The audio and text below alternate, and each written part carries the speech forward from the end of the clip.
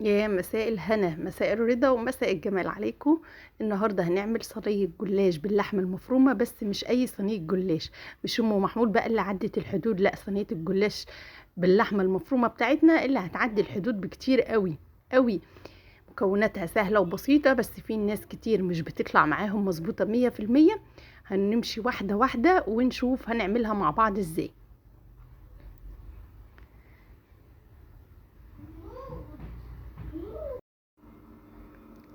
شكلها حلو جدا جدا، الخلطة بخلطتها، وكأنك بتاكلي فطير كده، فطير فلاحي باللحمة المفرومة.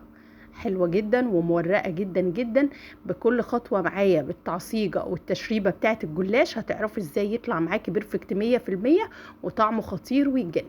اول حاجة اعملها معايا التعصيجة بتاعة اللحمة المفرومة. قطعت معايا بصلة كده كبيرة، وقطعت عليها فلفل حامي، ده حسب الرغبة طبعا عندك. احط شوية زيت بسيطة كده. في ناس بتحط اللحمة الاول وبعدين البصل. انا بحط البصل اول لان ولادي ما بيحبوش طعم البصل قوي في الاكل، فانا بحاول ان انا اخفيه شوية.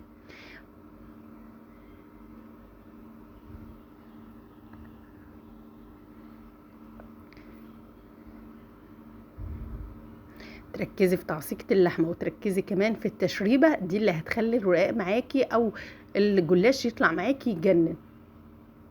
خلاص هنا كده لما نتبلها ملح وفلفل وكمون. والمكون الرئيسي بتاعنا في اي لحمه مفرومه للحشوات، سواء سواء مكرونه بشاميل او جلاش، القرفه. القرفه والجنزبيل، ما عنديش جنزبيل كفايه قرفه. القرفه بتودي اللحمه المفرومه في حته تاسعه خالص، وبتخلي طعمها وريحتها حلوه جدا جدا في الحشوات بتاعه المكرونه او بتاعه الجلاش. حلوة جدا جدا يا جماعة. خلاص هي اتشربت السوائل بتاعتها واتعصجت كويس. نشوف بقى نعمل ايه الخطوة التانية. جبت كده عندي حتة اخيرة من عندي حتة كده من السمنة البلدي. قلت احط حتة من السمنة البلدي اخر حاجة كده من ريحة الحبايب، على حتة من الزبدة الصفراء. سيحتهم على النار. شوفوا بقى هنزل دلوقتي كده بنص معلقه من البيكنج باودر، ده اللي هيورق رغم انه ممكن نستغنى عنه خالص، بس هو حلو جدا برضو. ولاحظت انه فرق معايا المره دي. بقول لكم الرخامه نضيفه.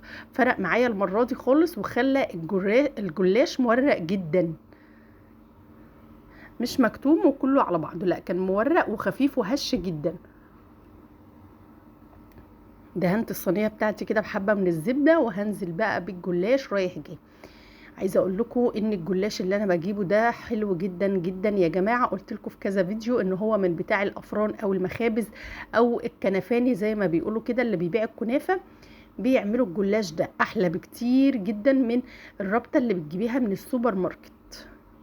تبقى مكسره وهشه جدا، وكل ما تمسكيها تتكسر معاكي. لا ده الورقه بورقتها وحلو جدا وطعمه يعني يجنن بصراحه.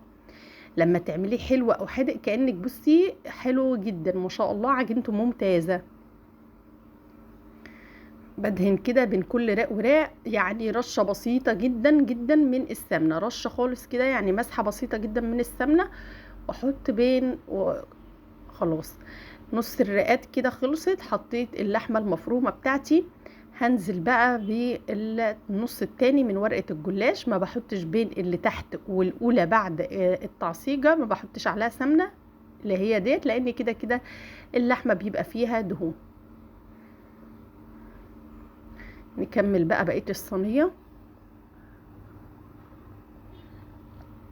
طبعا الفرن متولع على درجة حرارة 180 جنبي عشان يبقى سخن ويبقى جاهز.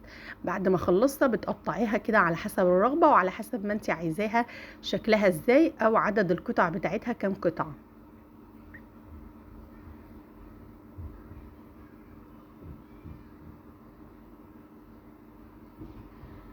نخلص التقطيع ونخش على التشريبة بتاعتنا. بس انا كده هخلصها وادخلها الفرن على طول، تقعد 10 دقايق وبعدين اشوف التشريبة دي. حبة السمنة اللي فايضين، الزبدة على السمنة، حطيت عليهم بضاية، حطيت شوية كمون كده عشان البيض، وهنزل بكوباية كبيرة من اللبن.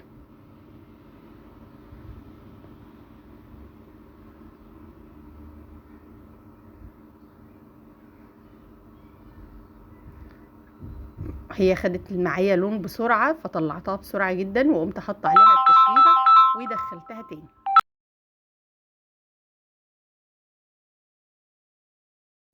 في المرة التانية لما طلعت من الفرن حطيت عليها كده شوية من الجبنة الموتزاريلا، بتدي طعم وشكل حلو جدا جدا، وبتدي ريحة للصينية يعني مش عايزة اقول لكم بصراحة. وكمان الطعم بيختلف تماما لو هي مش فيها.